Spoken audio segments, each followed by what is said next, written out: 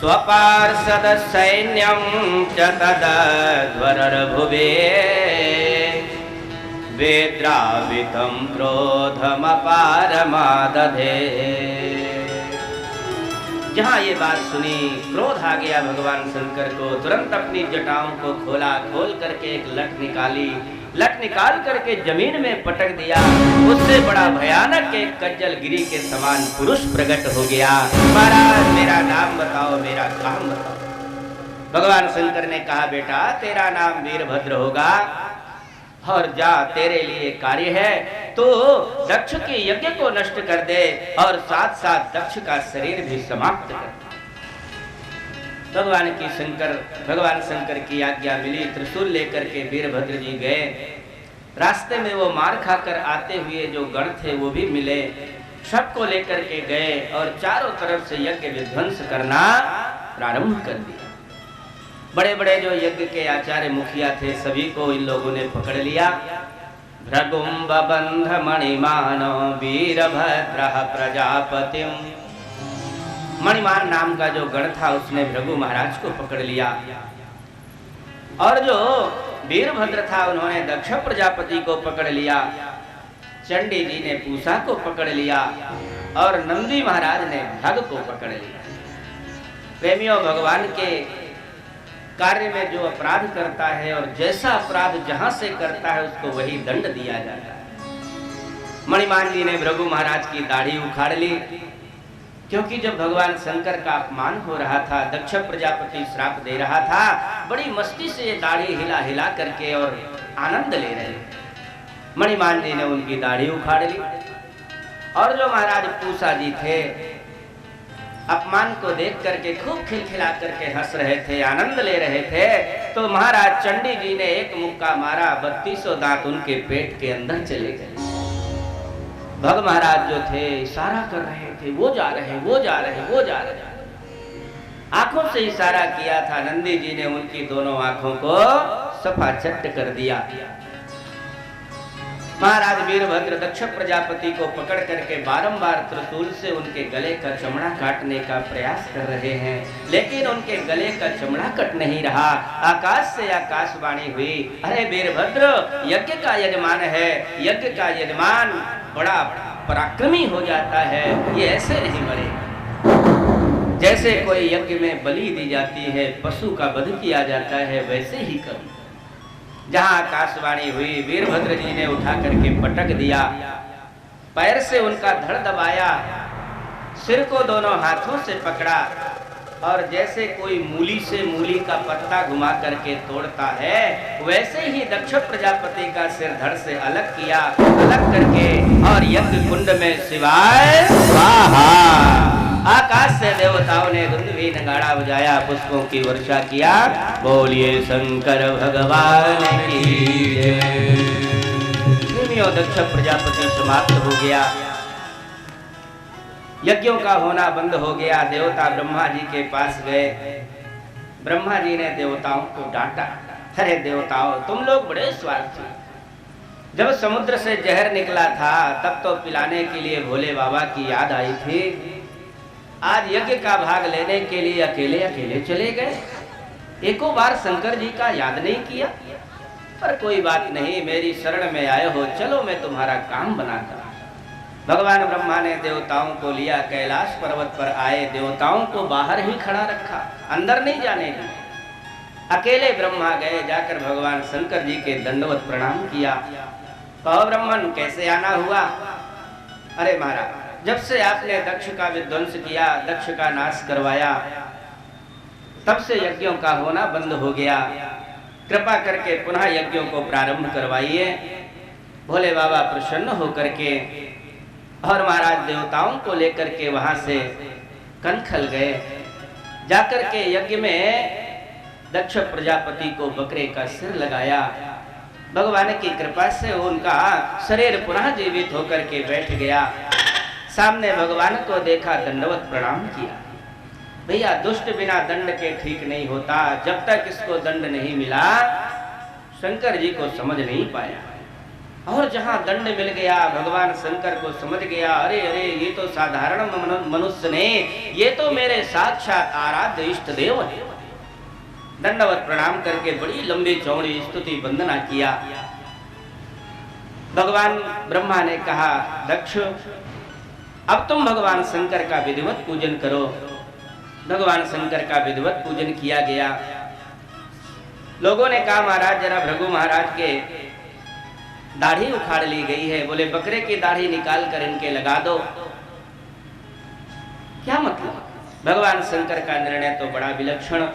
मानो भगवान शंकर ये नियम बता रहे हैं कि भैया जब तक वो तत्व से विमुख होता है, चाहे कोई ऋषि हो, चाहे कोई संत हो, चाहे कोई ब्राह्मण हो, चाहे कर्मकांडी हो, तत्व से अगर विमुख रह करके वो कोई कार्य करता है, उसकी दाढ़ी बकरे के समान होती है। पूछा महाराज के दांतों के विषय में पूछा। बोले, ये यजमान के दांतों से खा लिया करें। क्या मतलब?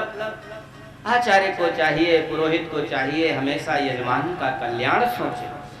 अगर यजमान रोज पढ़ता रहेगा, रोज 2-4 फैक्ट्रियों का उद्घाटन कराता रहेगा, तो आचार्य पुरोहित का पेट अपने आप भरता रहेगा।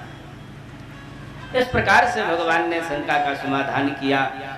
विष्णु का पूजन किया गया। विष्णु भगवान वहां पर आए।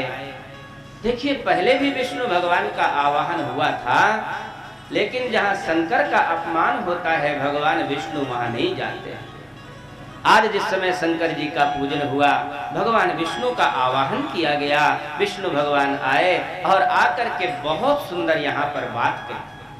भगवान विष्णु ने कहा, भाइयों, अहम ब्रह्मा च सर्वस्य, अहम ब्रह्मा च सर्वस्य जगतः कारणं परम्, आत्मेश्वर उपद्रष्टा स्वयं द्रग विशेषणः।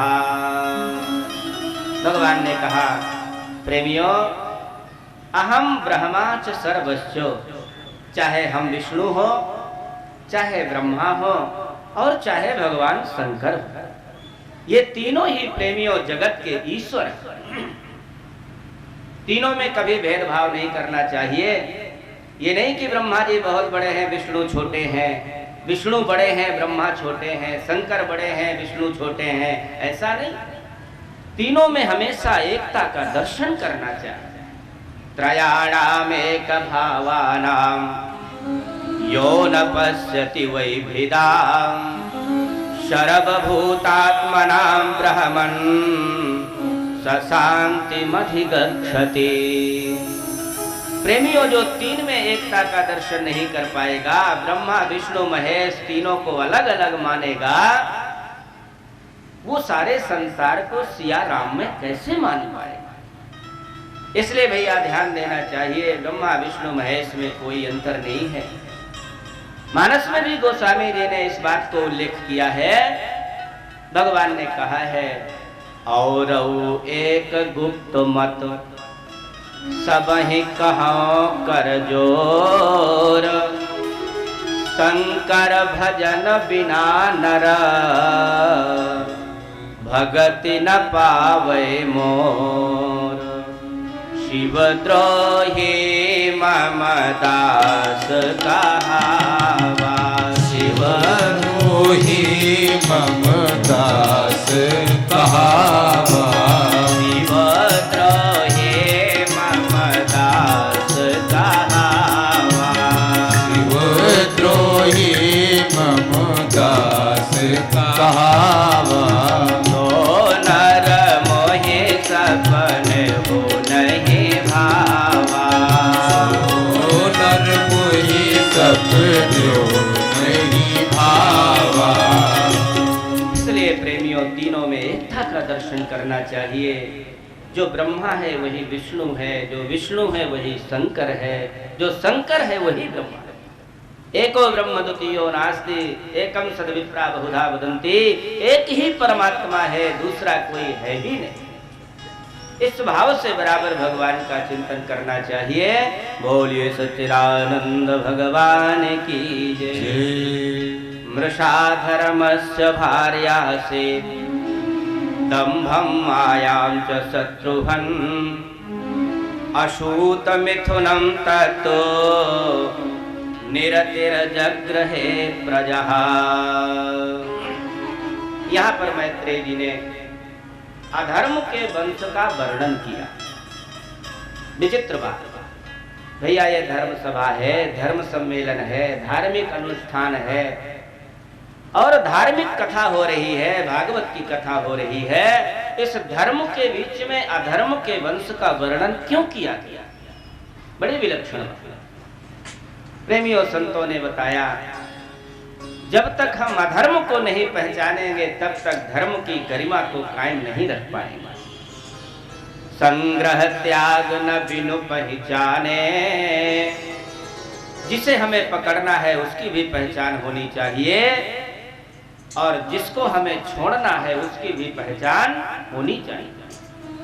जैसे माताएं गेहूं बीनती हैं, गेहूं में चना है, मटरा है, अन्य विजातीय तत्व है, लेकिन अगर उन विजातीय तत्वों का ज्ञान उन माताओं को नहीं होगा तो गेहूं से मटरा को अलग नहीं कर पाएंगे। इसलिए प्रेमियों, हमें धर्म को पकड़ना है तो धर्म की भी पहचान होनी चाहिए, अधर्म का त्याग करना है तो अधर्म की भी पहचान होनी चाहिए। महाराज मैत्रेय जी ने कहा, विदुर, अधर्म की पत्नी का नाम है मृषा। मृषा माने झूठ बोलना। बहुत ध्यान दे करके सुनना, इधर उधर ध्यान बिल्कुल मत जाने देना। बोले सच्चिदानंद भगवान की जय। जय नमः शिवाय, जय नमः शिवाय, जय नमः शिवाय, जय नमः शिवाय, जय नमः शिवाय, जय नमः शिवाय, जय नमः शिवाय, जय नमः शिवाय, जय नमः शिवाय, जय नमः शिवाय, जय नमः शिवाय, जय नमः शिवाय, जय नमः शिवाय, जय नमः शिवाय, जय नमः शिवाय, जय नमः शिवाय, जय नमः शिवाय, जय नमः शिवाय, जय नमः शिवाय, जय सभी लोग नमः। बोलिए, प्रेम से बोलिए।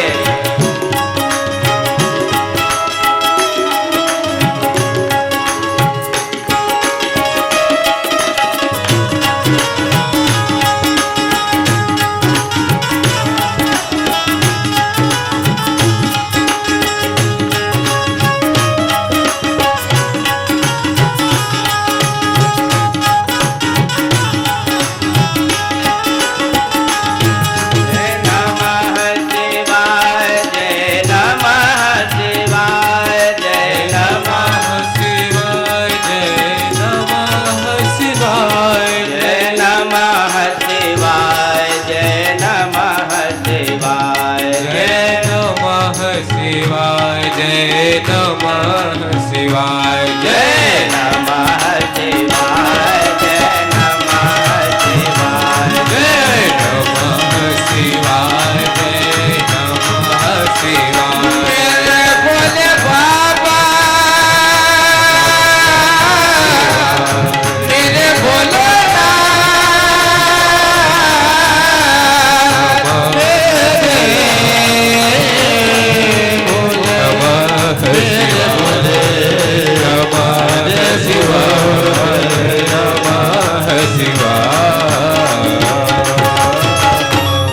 बोलिए शंकर भगवान की जय। जय।